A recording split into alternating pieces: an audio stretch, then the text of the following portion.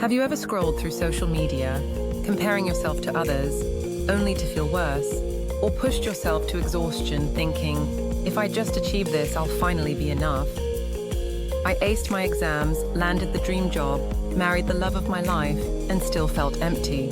Like Taylor Swift said after winning a Grammy, I thought this would fix me, it didn't.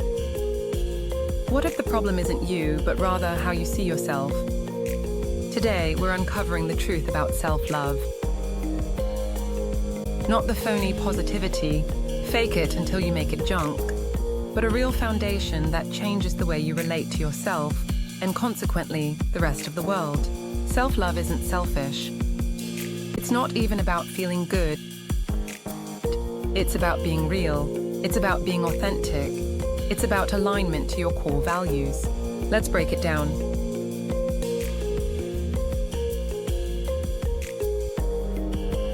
To be human is to be a flawed being, full of inconsistencies and even contradictions. Don't judge yourself based on unrealistic and unattainable standards. Trying to adhere to unrealistic standards will only set you up for disappointment. Instead, you must develop your own standards, your own internal compass that guides you. Despite what the world says, you must develop your own self-worth.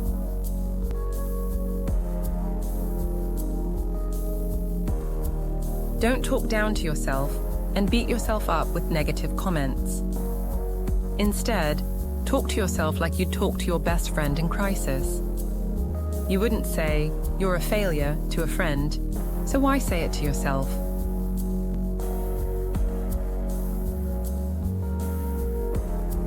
Just like a seed that needs to be in fertile soil for growth to take place, you need to be around supportive and encouraging people to maintain self-respect and dignity. This means saying no to the toxic vampires that drain you of your joy and energy.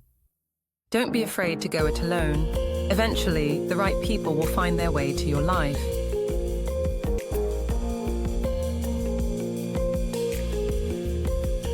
I love my pets, and I would do anything for them. In fact, I spare no expense. I take them for regular exercise no matter what the weather is like. I give them the best food and regular visits to the veterinarian just to make sure they are okay. One day I came upon this realization. What if I treated myself with the same love I have for my pets? How would things change? If I did that, I could transform my life. Try looking at yourself through the eyes of someone that you love, like your child, a beloved pet, your partner, or your close friends. How would they see you? Let's debunk the myths about self-love. Self-love isn't narcissism. Having a high inflated ego isn't self-love. It's insecurity in oneself. It's not treat yourself consumerism, which still feels empty after the dopamine fades. Because at the end of the day, all you really have is yourself. It's not ignoring your flaws. Growth starts when you say, "I'm worth the work." Ever achieved a goal and thought, "Now what?" That's the illusion. Happiness isn't a destination to be found at some future point. It's here, it's now. The risk in not being yourself could be either becoming a people pleaser, always hesitant to express your true self because of the fear that people will not like the real you, or pushing people away because of the fear they'll reject the real you, so you end up rejecting them first. I once stayed in a toxic friendship for years because I feared being alone. Only when I chose self-respect did real connections bloom. The danger in being someone that you're not is that you may get so caught up in pretending to be somebody else that you lose yourself. Try this. Next time you feel insecure in a relationship, ask yourself, am I seeking validation or coming from a place of self-worth? Ready for real change? Let's start now. Here is a 7-day plan to help you get started. Day 1 to 2. Replace one self-critical thought with kindness.